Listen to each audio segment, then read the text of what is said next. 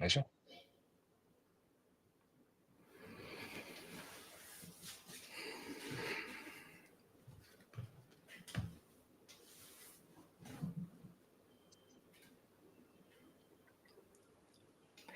Hey everyone, welcome to this new episode of LinkedIn for Leaders. I'm your host, Karan Malhotra. And today we have a very special guest, someone I've been fortunate to know for a very long time, Rahul Matthan. Hey Rahul, welcome to the show. Hi, Ken. Thanks for having me. And yes, we've known each other for a very long time.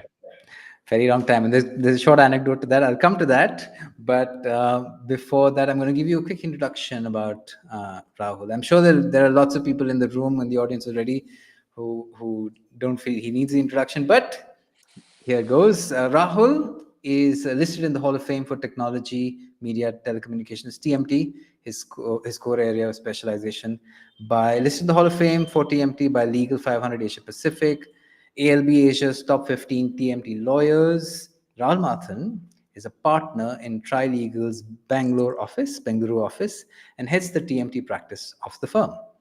He has extensive experience advising on high-value TMT transactions in the country. He has worked with companies across sectors, from telecom majors to internet and data service providers, offering advice on regulatory matters and operational issues.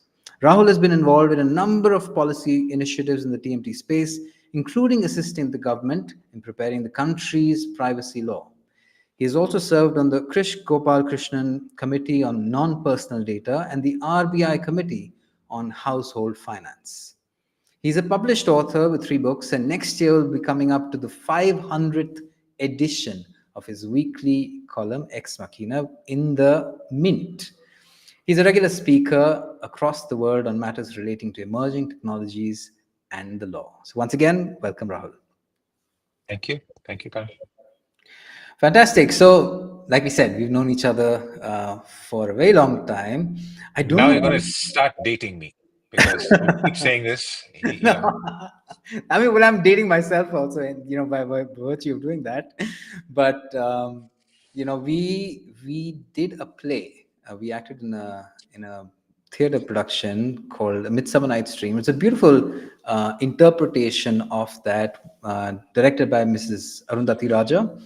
And this was, I think, in 99, 2000, back See, then. you dated me. You already dated me. I did that to myself as well.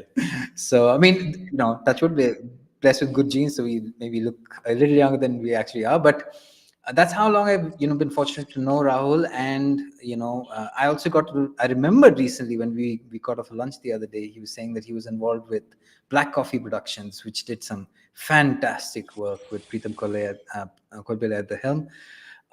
But that's how long we've known each other. But today we're here to talk about Rahul's deep expertise in writing. I know it's in law, but as you know, this show is about helping leaders find their personal narrative, strategy, tactics, and how they should show up in the world today. And writing is a big part of that. And who better than to speak to someone who has written a number of books, so many different articles. So with that little bit of background, and this 30 minutes goes by very quickly. So I'm going to jump straight into this. Rahul, you've written so many books. I'm in the middle of reading this one. This is your last book.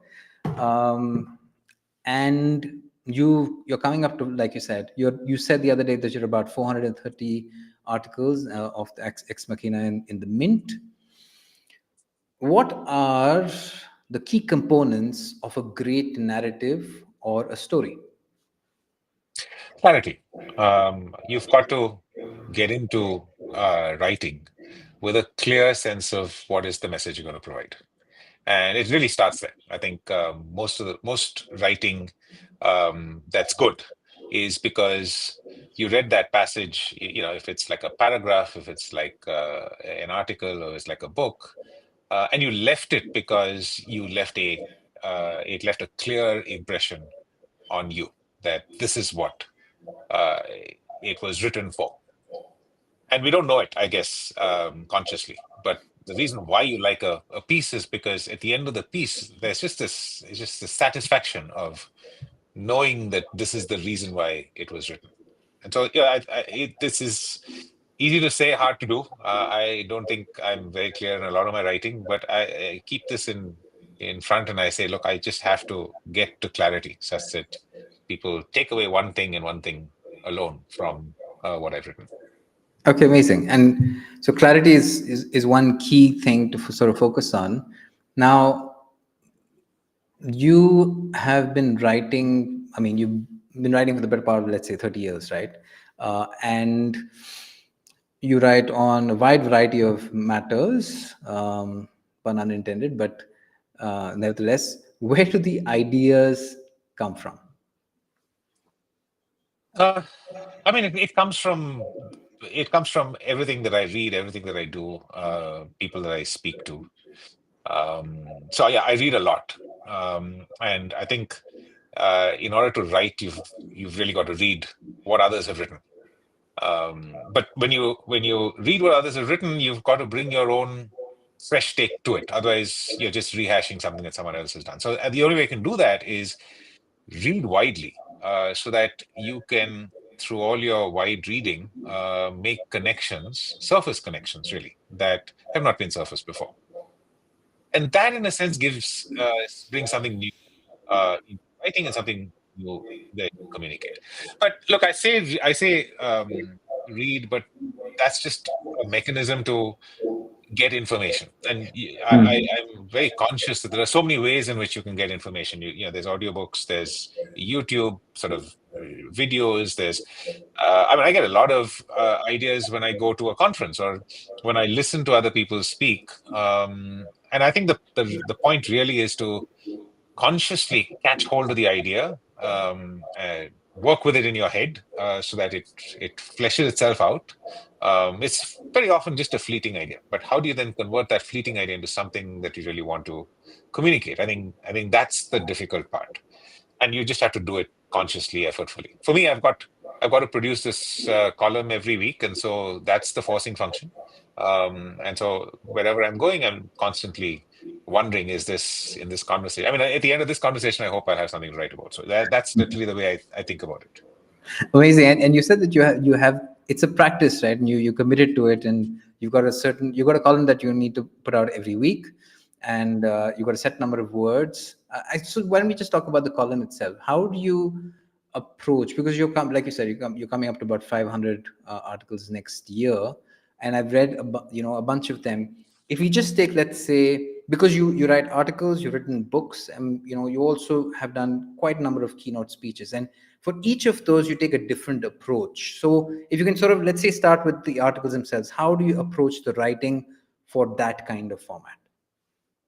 So in an article, you're limited because you're about 900, 950 words is what you get. I mean, the longer form articles will go up to 1,200, 1,500 words. But if you think about it, that's a sort of a limited canvas on which to express an idea.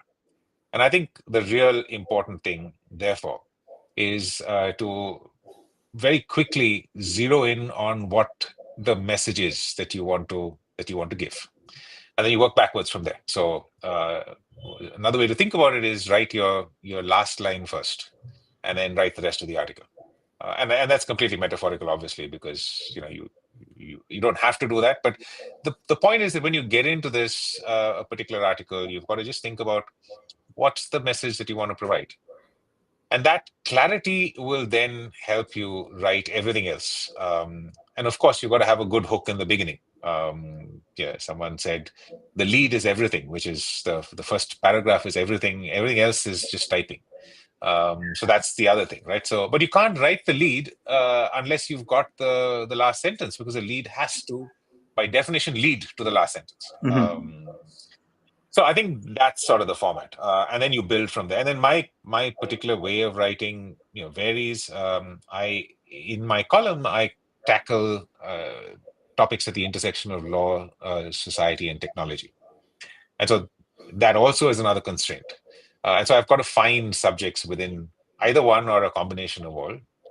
And I use different devices. So one of the devices is to get some sort of an anecdote, either a current anecdote. The most recent article I wrote, which is actually the 430th article, was about this new ANI versus YouTube issue, where there was a YouTuber whose channel was threatened to be cut off. That's a very current anecdote, but that I used to articulate a concept in copyright law that perhaps everyone should think about, the government should think about, etc. Otherwise, I take historical incidents. I took one article. I took an incident of Florence Nightingale, and as much as you know, Florence Nightingale is the nurse and the caregiver. She's one of the world's first data scientists. So I use that as an analogy to talk about how, from Victorian or Elizabethan England till now, data science has actually changed policy. So it's just that it's you want to make a point, and so that very clearly the point I had to make with the piece yesterday was very much that copyright law needs to encourage creativity, and the one I did with talking about Florence Nightingale, it was very much data science, and that's that as you make policy, you have to have data and science to back it up.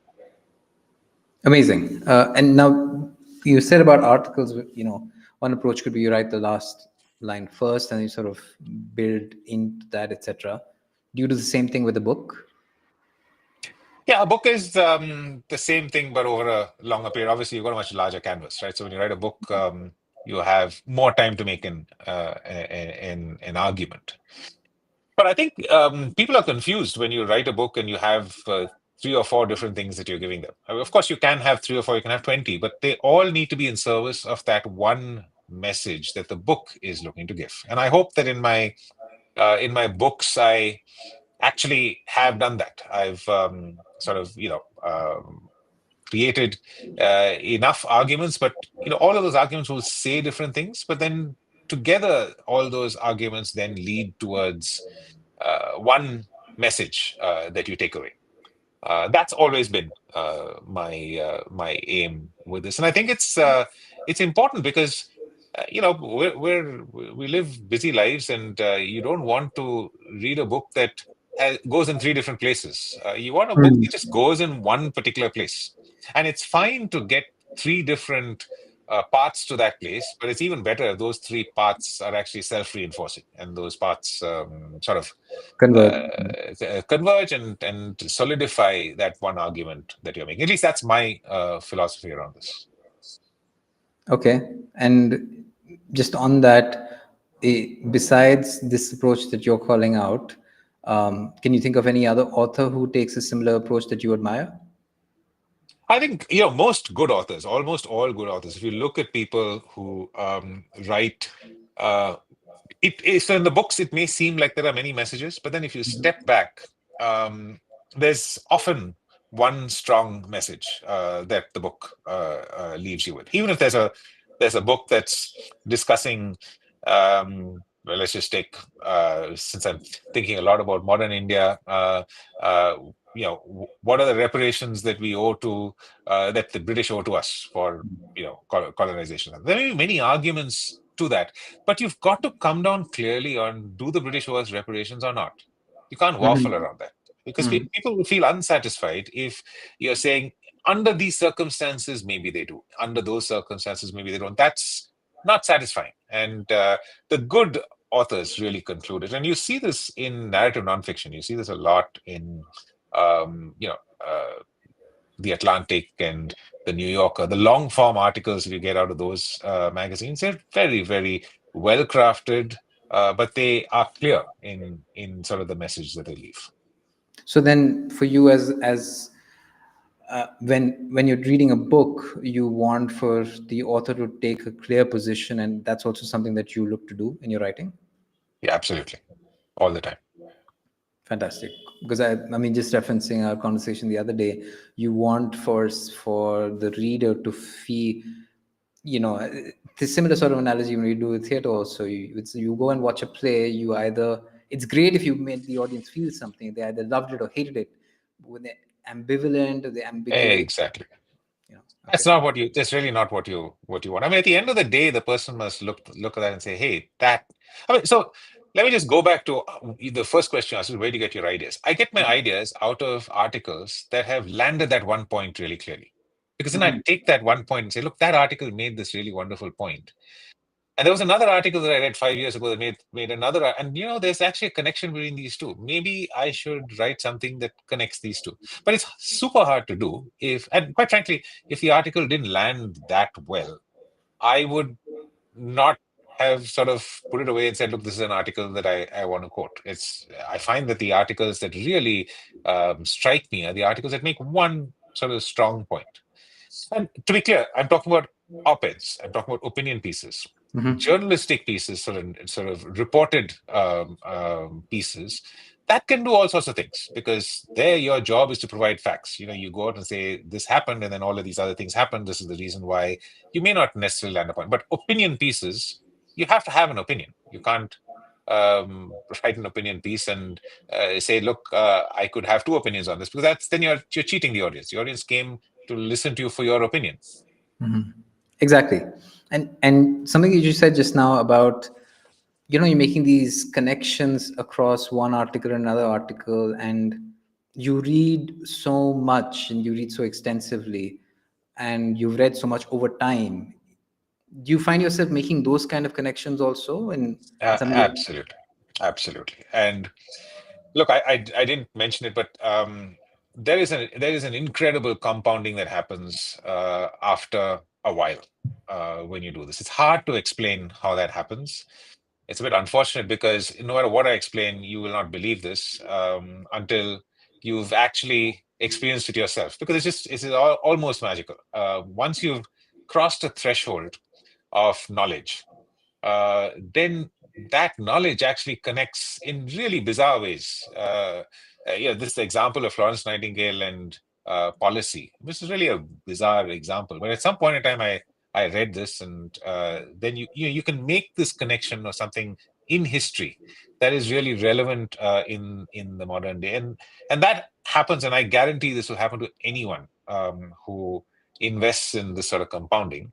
There's just a magical level of connection that happens once you've done this for long enough. And quite frankly, that compounding is, I mentioned in the context of the connections of information, but it's also in just the art of writing. If you write long enough, you start to write well. It's in the art of public speaking. The first time you speak, it's pretty crap. Then you do this more and more, and it actually becomes better. You know it, you feel it. You know that you have the ability to empathize with the audience, because you've done it so often. You know what works, what doesn't work, delivery, organization, all of these things. Amazing. And so, since you mentioned public speaking, maybe we should talk about that next, because again, you do so many keynote speeches, and you do this regularly. How do you approach writing for speaking in front of a live audience? So one, I never write a speech. I don't think I've ever written a speech. But I follow a similar philosophy, which is, once again, what are the takeaways I'm going to leave the audience? I think the difference in public speaking is that when you're speaking to an audience, sometimes they don't want just one, but they probably want three takeaways. But you've got to give them something like that. You can't confuse them. You can't just throw a whole bunch of facts at them and then expect them to make sense of it. You can, but that's not a good speech. I mean, it's not about making yourself look intelligent. You're in service of an idea that The you want audience. to... Yeah. Exactly. And so I think that's the way to do it. You're in service of one idea. It's one big idea. You want to convince the audience of something. And then you leave them with three reasons why they should think this way. And those are the three takeaways. And I like three somehow. You'll see all my books. The first book was Privacy 3.0. The second book is The Third Way. I like three. There is a beauty in threes. And so when I speak, I try and do three takeaways. I was like, and I tell them up front. I'm like, look, this is what it is. And I'm going to give you three takeaways. And then I'll say, look, this is the first one, and then go into the details of that. And then at the end of the speech, I actually just underline that again. I said, look, so this is what we're doing, and these are the three takeaways for you. I think audiences, when they leave, they like the speech, but they like it better because it was sort of re-emphasized to them what this whole whole 30 minutes or 1 hour that they spent to their Right. life was for. And I find that even when I'm listening to a speech, I really like it when someone sort of takes the effort to craft it in this way, because they're then giving it to you in a way that you can consume. And Mhm. everyone wants stuff in a way that they can consume, so that they can then take it and remix it and do whatever they want with it after that. Fantastic. And just to break that down, your approach, you said you don't write a speech. So then do you use cue cards, and does that give you more flexibility because when you're speaking before or after someone else?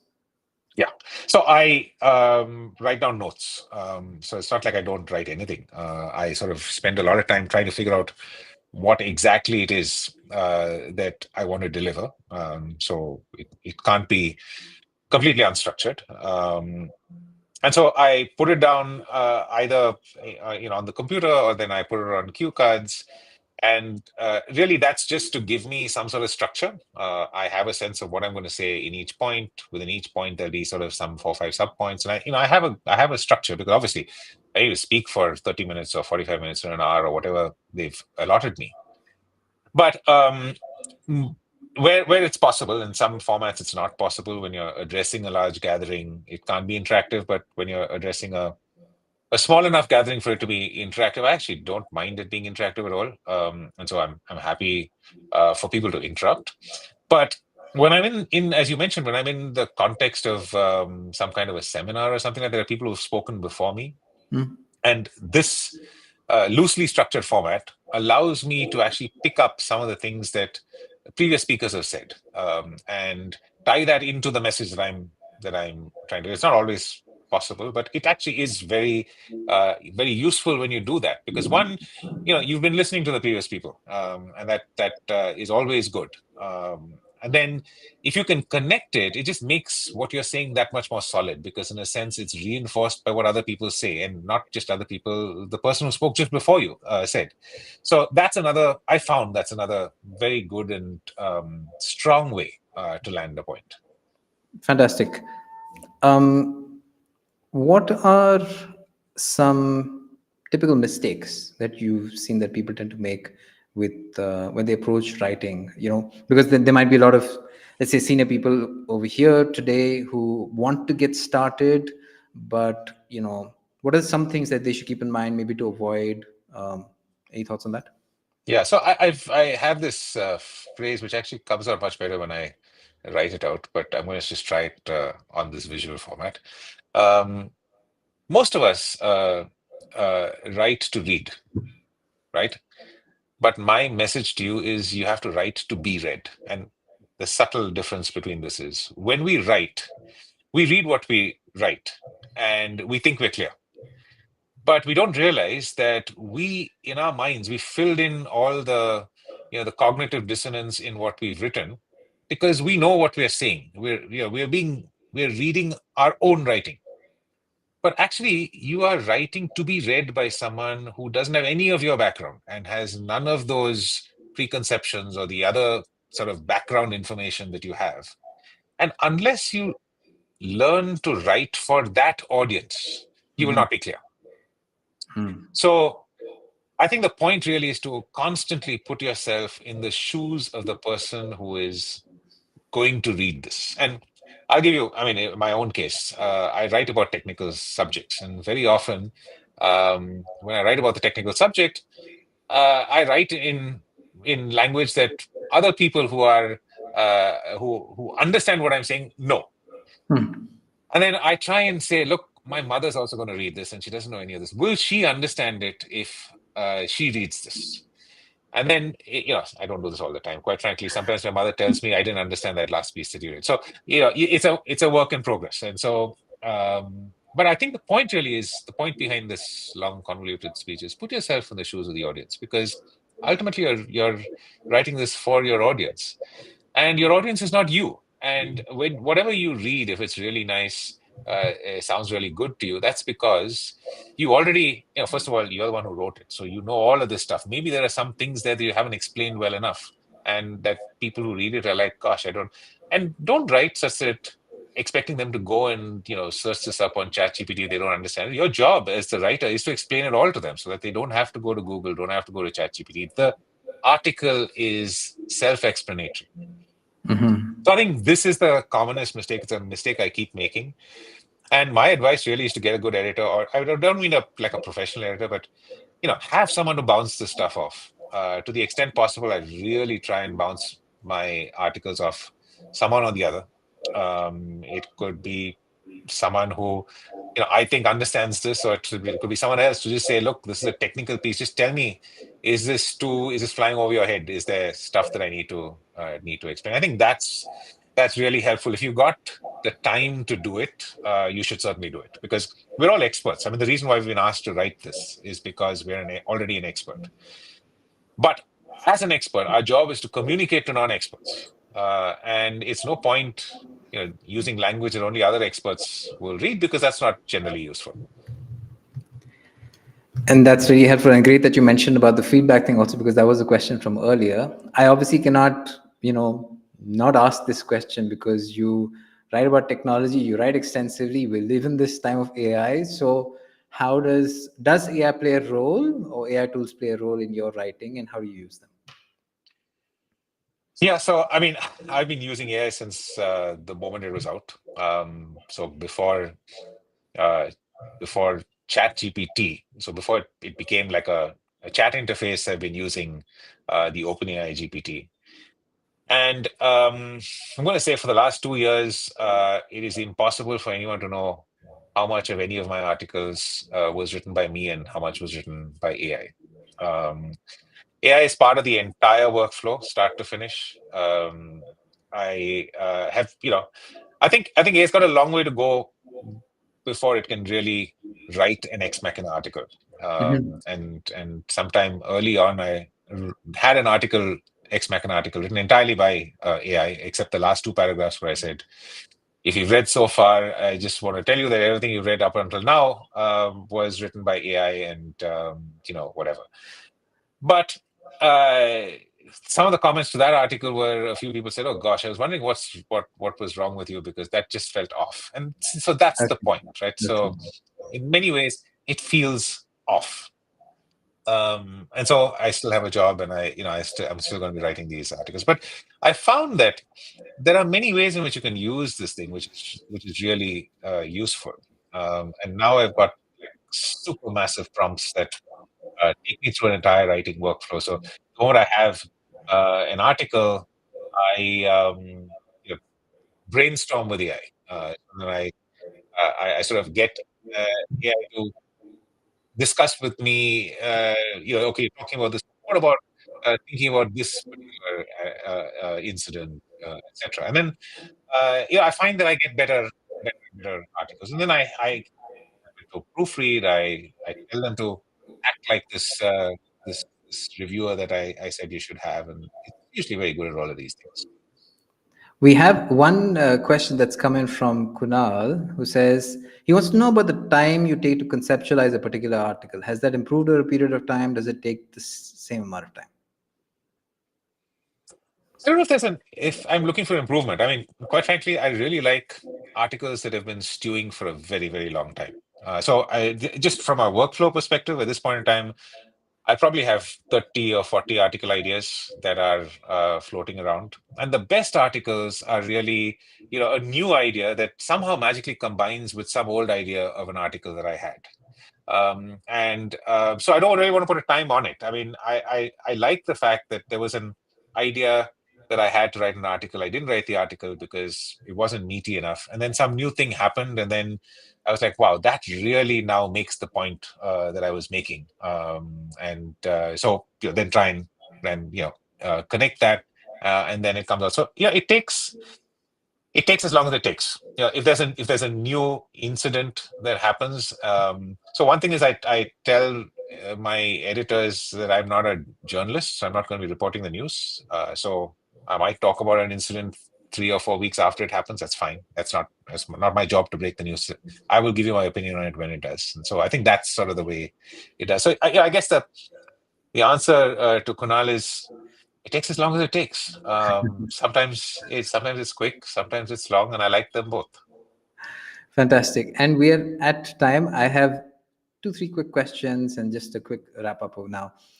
What gives you energy, Rahul?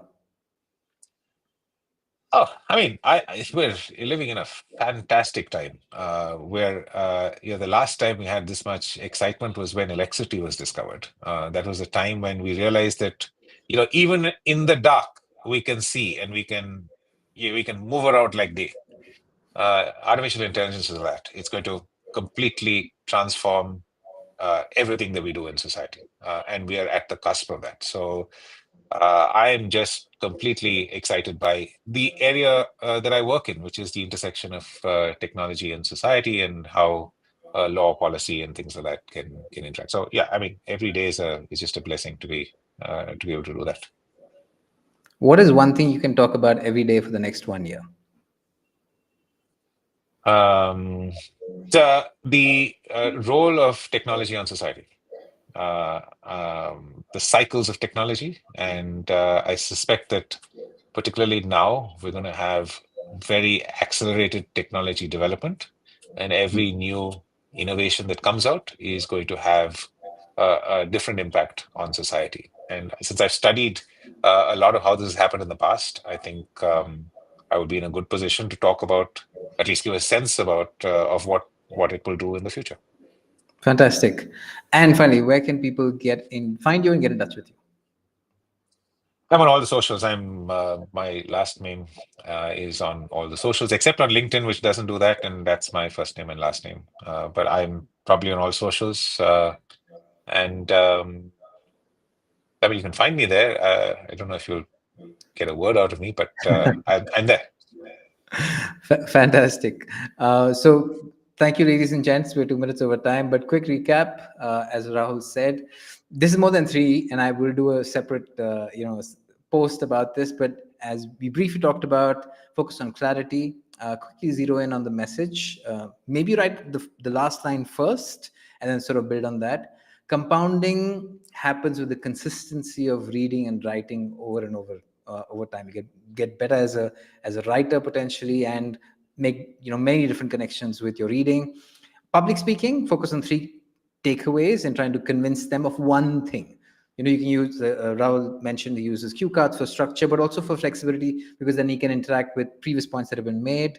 Don't write to read, write to be read. Put yourself in the shoes of the audience. You're communicating to non-experts. And AI is a key part of the workflow, but can't write an ex machina article just yet. And finally, to Kunal's question, conceptualization takes the time that it takes. We've got a couple of more questions. Rahul, if I can request you to reply to them in the comments, when you can make the time. But this was LinkedIn for Leaders. Thank you so much for joining. Next week, we have Lisa Baird, who's going to be joining in from Paris. She is the founder of Fresh Design Thinking, very senior person in design strategy, spent a lot of time at IDEO in San Francisco, and she's going to be talking about, it so happens that we're also going to be talking about writing next week as well, so Rahul will join that conversation as part of the audience, but she's going to be talking about the shape of story method. With that, thank you, Rahul. Thank you for being here today, and I'm sure this is we're going to keep chatting anyway, so thanks for being here. Thanks, man. Really enjoyed it. Thanks, everyone.